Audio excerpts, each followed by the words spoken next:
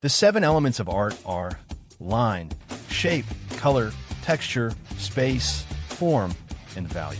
They're the tools you use to create art. Art is the spark behind every dope comic, game, or graffiti tag you love.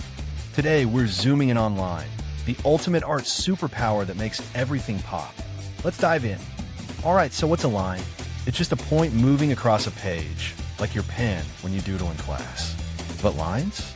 They're everything. Straight lines scream order like a city skyline. Curvy lines flow like a river or Spider-Man's web. Zigzags?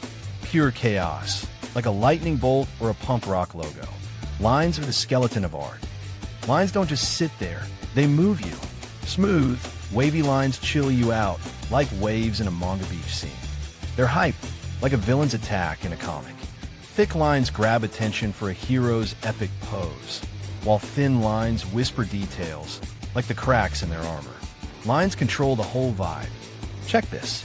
Lines make action pop. Speed lines behind a skateboarder make you feel the rush. Swirling lines around a dragon's tail scream fantasy. And in street art, lines crisscross to create patterns that hit hard. Every game, comic, or tag you love, lines are doing the heavy lifting. Now it's your turn.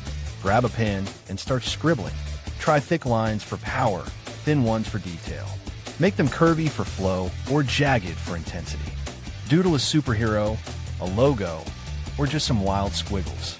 Lines are your superpower. Use them to create something sick. So, that's line, the backbone of every epic piece of art. From comics to games to your own sketches, lines make it all happen. Next time you're doodling, think, what vibe are my lines giving?